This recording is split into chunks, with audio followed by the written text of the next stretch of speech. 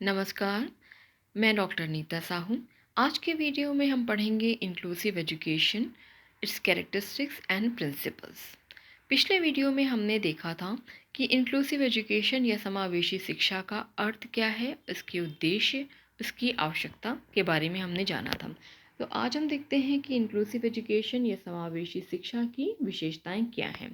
इसकी पहली विशेषता है, it is a practical solution to segregation because it includes general and handicapped children simultaneously take education in the normal class। मतलब ये जो समावेशी शिक्षा है, जो अलगाव की समस्या है उसको दूर करती है। जो सामान्य बच्चे हैं और जो विशिष्ट बच्चे हैं जिनकी कुछ अलग आवश्यकताएं हैं, उनको भी एक नॉर्मल क्लास में, रेगुलर क्लास में एक साथ पढ़ाते हैं। This education is not a substitute for specialized education but a supplementary one। ऐसा नहीं है कि ये जो शिक्षा है, जो विशिष्ट शिक्षा होती है या स्पेशलाइज्ड एजुकेशन जिसे हम नाम देते हैं, उसका एक विकल्प है, बल्कि ये उसका ही एक पूरक व्यवस्था है। यानी समावेशी शिक्षा उन बच्चों को जो कि जिनकी लर्निंग जो डिसेबिलिटीज़ हैं या जो लर्निंग डिफ़िकल्टीज है बहुत ज़्यादा नहीं है, बहुत बड़े स्तर पर नहीं है, तो उनको हम सामान्य बच्चों के साथ ही सामान्य स्कूल में पढ़ाते हैं। तो ये सप्लीमेंट्री एक व्यवस्था है। This education develops a sense of self-confidence and self-reliance in the handicapped child by provide equal educational opportunities। समावेशी शिक्षा इस प्रकार के बच्चों में आत्मविश्वास और आत्मनिर्भरता की भावना का भी विकास करती है, क्योंकि उन्हें भी शिक्षा के समान अवसर ही प्राप्त होते हैं। It is helpful in creating a healthy social environment between normal and abnormal children in the society। समाज में एक स्वस्थ वातावरण का निर्माण होता है जिसमें कि सभी बच्चों को आगे बढ़ने का, एक जैसी शिक्षा सुविधाओं का अवसर मिलता है। This education reduces the distance and develops the spirit of mutual cooperation in the society। यह शिक्षा व्यवस्था जो डिस्टेंस रिड्यूसेस द डिस्टेंस यानी दूरी को ख़त्म करती है, और साथ साथ समाज में जो म्यूचुअल कोऑपरेशन है यानी पारस्परिक सहयोग की जो भावना है उसको बढ़ावा देती है। आगे भी है इसकी कुछ विशेषताएं। तो पहली नेक्स्ट है, it provides less restrictive and more effective environment to the disabled children. ये इस प्रकार के बच्चों को अधिक प्रभावी पर्यावरण या वातावरण प्रभाव देता है, और विच इज़ लेस रेस्ट्रिक्टिव, जिसमें कि कम उन पर जो जो हम रिस्ट्रिक्शंस लगाते हैं या प्रतिबंध लगाते हैं वो कम है यहाँ पर। This education ensures to raise the standard of living of abnormal children and ensures their civil right। इस प्रकार की शिक्षा बच्चों के जीवन स्तर में जो स्टैंडर्ड ऑफ लिविंग है उसमें भी सुधार लाती है, और साथ साथ उनके जो सामाजिक अधिकार हैं उनको भी सुनिश्चित करती है। This education enables abnormal children to face mental problems. मतलब उनमें मानसिक रूप से उन्हें मजबूत बनाती है ताकि वे मानसिक समस्याओं को भी आसानी से उसका सामना कर सकें। It is one dimension of achieving the goal of education. समावेशी शिक्षा जो शिक्षा के उद्देश्य हैं उनको प्राप्त करने का भी एक उचित माध्यम है। This education is based on the collective effort of teachers, educationists and parents। समावेशी शिक्षा आमतौर पर ये कहा जा सकता है कि ये कलेक्टिव एफर्ट है। कलेक्टिव एफर्ट शिक्षकों का है, एजुकेशन शिक्षा शास्त्रियों का है और बच्चों के माता पिताओं का है। तो इन तीनों के सहयोग से ही ये शिक्षा अधिक सफल हो सकती है। अब हम देखते हैं कि इंक्लूसिव एजुकेशन के सिद्धांत क्या हैं, या what are the principles of inclusive education. पहला प्रिंसिपल है, या जिन सिद्धांतों पर यह समावेशी शिक्षा कार्य करती है, तो पहला सिद्धांत है इंडिविजुअल डिफरेंस या वैयक्तिक भिन्नता। तो वैयक्तिक भिन्नता कई दो तरह से हो सकती है। इंडिविजुअल डिफरेंस फ्रॉम सेल्फ, यानी व्यक्ति के विभिन्न गुणों के अंदर ही उसकी में उसमें अंतर, यानी किसी वो गुण में अच्छा है तो किसी और दूसरी एबिलिटी में कम है। और डिफरेंस बिटवीन टू पर्सन, और दूसरी तरह का इंडिविजुअल डिफरेंस आता है किन्हीं दो व्यक्तियों के बीच में आने वाला अंतर। तो in other words we can say that some students are completely different from other students in the most of the qualities, which are important in education. Such students have special educational needs which can be fulfilled through inclusive education. यानी हर दो बच्चों में एक से ज़्यादा बच्चों सभी में हम क्या देखते हैं, उनमें इंडिविजुअल डिफरेंस होता है या वैयक्तिक भिन्नता होती है, और इस वैयक्तिक भिन्नता या जो जिसे हम कहते हैं स्पेशल एजुकेशनल नीड्स हैं, उनको हम जो इंक्लूसिव एजुकेशन है या समावेशी शिक्षा के माध्यम से हम इस तरह की आवश्यकताओं को पूरा कर सकते हैं। दूसरा है नो रिजेक्शन। अगला प्रिंसिपल है नो रिजेक्शन।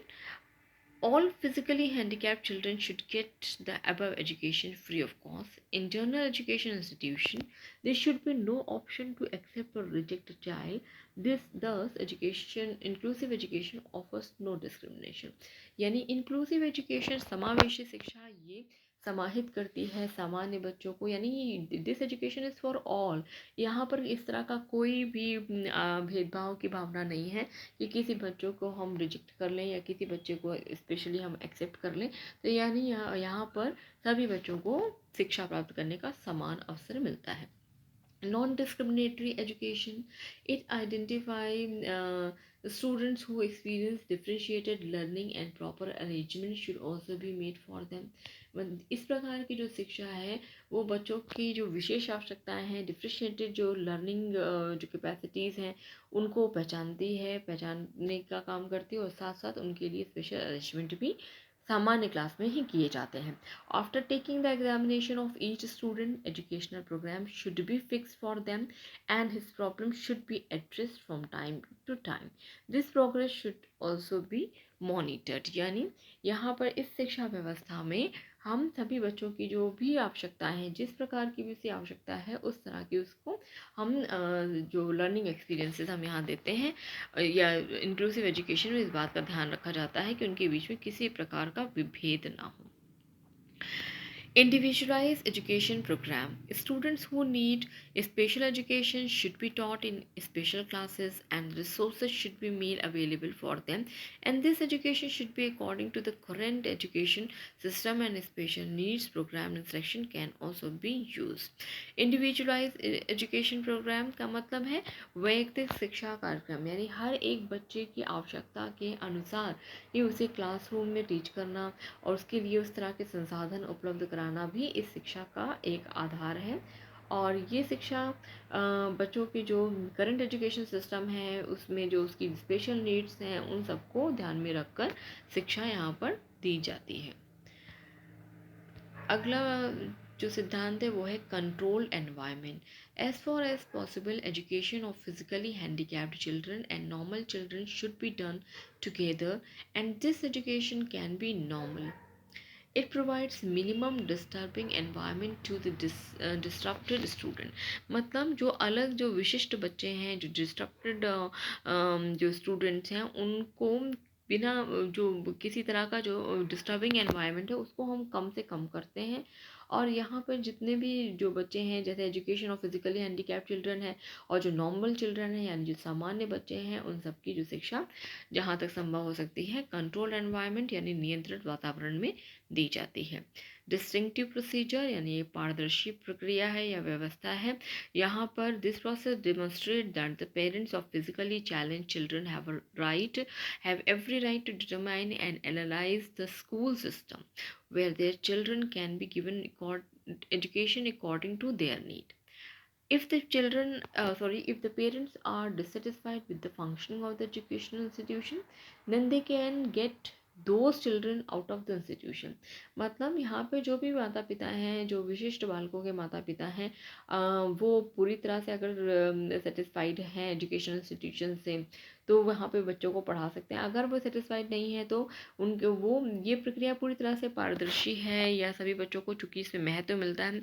अगर जो इस तरह का सिस्टम से वो संतुष्ट नहीं है तो दूसरे इंस्टीट्यूशन में भी आराम से उनको एडमिशन मिल सकता है। Where the programme of education is above and according to the needs of the children as compare to the first institution. Next है cooperation of the parents. According to this principle, if the parents of physically handicapped children also take interest in the teaching program, अगर ऐसे माता पिता जो कि जो physically handicapped बच्चों के जो माता पिता हैं अगर वो इंटरेस्ट लेते हैं टीचिंग प्रोग्राम्स में, then the education programme can be made more effective. यानी अगर माता पिता का सहयोग है या कम्युनिटी का सहयोग मिलता है तो इस प्रकार की शिक्षा व्यवस्था या इंक्लूसिव शिक्षा व्यवस्था अधिक इफ़ेक्टिव या प्रभावी हो सकती है। अब हम बार बार बात कर रहे हैं कि विशिष्ट बालक या विशिष्ट बालकों की जो स्पेशल नीड्स हैं, तो हम देखते हैं कि विशिष्ट बालक कौन हो सकते हैं या उनको हम किन किन प्रकारों में बांट सकते हैं। तो on the basis of mental development या मानसिक विकास के आधार पर दो तरह के बालक हो सकते हैं। मेंटली गिफ्टेड यानी जो बहुत तेज़ी से चीज़ों को सीख लेते हैं, मेंटली गिफ्टेड हैं, मानसिक रूप से काफ़ी प्रतिभावान हैं। दूसरे हैं मेंटली रिटार्डेड चिल्ड्रन यानी मंदबुद्धि बालक। अगला क्लासिफिकेशन है शारीरिक कमजोरी या कमी के आधार पर on the basis of physical weaknesses.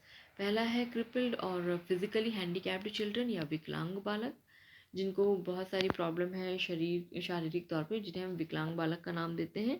फिर है पार्शियली साइटेड चिल्ड्रन, दृष्टि दोष वाले बालक। नेक्स्ट है ब्लाइंड चिल्ड्रन, अंधे बालक। Deaf and hard of hearing children, बहरे व कम सुनने वाले बालक। वाणी दोष यानी चिल्ड्रन हैविंग स्पीच डिसऑर्डर या स्पीच डिफेक्ट्स। तो शारीरिक कमजोरी के आधार पर भी इस तरह के विशिष्ट बालक हो सकते हैं या होते हैं। इसी को आगे देखते हैं। नेक्स्ट है on the basis of adjustment. समाज में या क्लास में किस तरह से बच्चे समायोजन कर पाते हैं उसके आधार पर भी हम बच्चों को बांटते हैं। वो है प्रॉब्लम चिल्ड्रन, उन्हें नाम दे सकते हैं या देते हैं।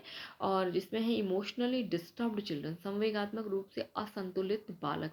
ऐसे बालक जो कि अपने संवेगों पर बहुत अधिक नियंत्रण नहीं रख पाते, किस समय उन्हें किस तरह का संवेग दिखाना है वो इसको हम अच्छी तरीके से इस पर नियंत्रण नहीं रख पाते।